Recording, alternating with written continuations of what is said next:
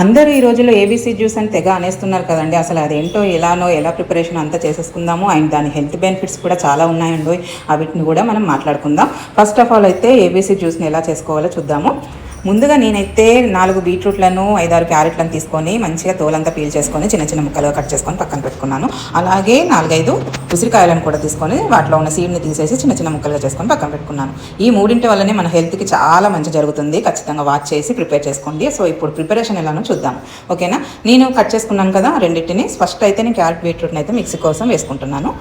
కొద్దిగా water add చేసుకుంటూ mixie చేసుకోండి. ఎందుకంటే మనకు ఒక తిక్కు జ్యూస్ లాగా అనుకోండి ఉంటే సరిపోతుంది.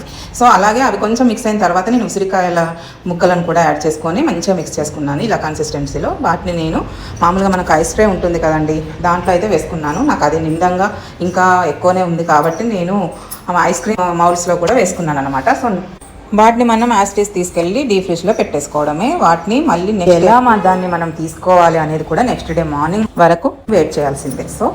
సో ఇది నెక్స్ట్ డే మార్నింగ్ అనమాట.